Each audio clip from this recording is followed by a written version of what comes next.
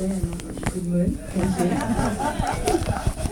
And I would like, how is it on the set? I mean, it was like a big party or something like that.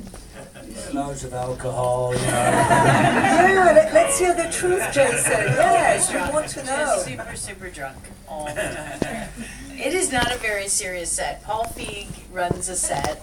I think how he lives his life. He's a happy, smart, joyful guy, and that's exactly how his sets are. I mean, the only problem is how 3 out of 10 takes Paul will ruin because he's laughing out loud. Just sitting really close to where we're shooting, like laughing at the top of his lungs. I'm like, Paul, we're shooting! But if that's your worst problem, that your director is like loving what's going on and laughing out loud, I mean, that is a really good day at work.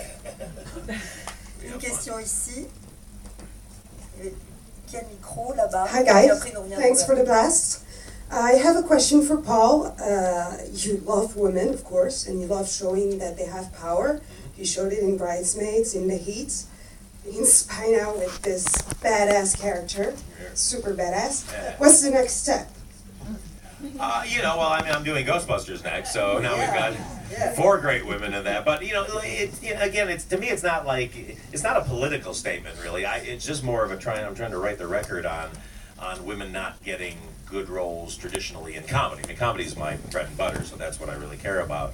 And it just comes from years of watching the funniest women I knew being in movies and not being allowed to be funny because they were playing a man's version of what a woman is, and she's either annoying or she's perfect. And it's like, I know too many women who are great, and I want to show them the way they are. And so, it's just selfish too. I mean, some of the funniest people I know are women, and I just have a more feminized take on the world, I guess. I had a lot of bullies when I was growing up, so I guess I always was more comfortable being with the ladies, so it's fun. But I'm having the time of my life, and if I just love doing it. I love. There's so many funny women who need need these roles and stuff, and so we're just kind of one at a time. We're trying to do it.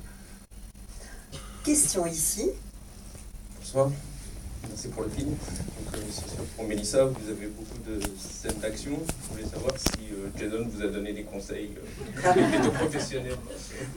Well, all right. I mean, this is a question for you, Melissa, but also you can pardon. I mean, Jason. I mean, you obviously have a lot of action scenes. I mean, did Jason give you any piece of advice that you choose to follow or not? By the way, most of those scenes, it was Jason in a wig and a prosthetic mask of myself, and I think he did a great job, and that's why I could pull it off.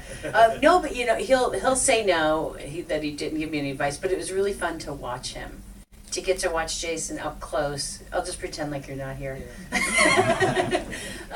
To get to watch him up close do those sequences and see how fast and precise he is with that stuff, and that there's a real, specific, cool way to do it was pretty fun. I felt like I got a good class, even though he was not trying to do that. So you didn't give her any advice?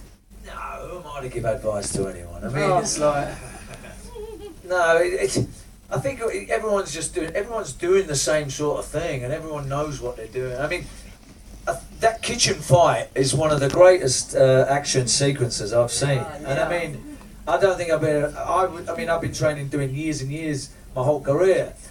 To have that comic edge that it's easy to take guys out and to put them on the ground and do it stylishly and walk out there with a cool expression, but to do that and on top of that have that the facial expression of all those little moments that come within that is so funny, and to put that in with all those things, I wouldn't be able to do that, no way. So I'm now getting tips from Melissa.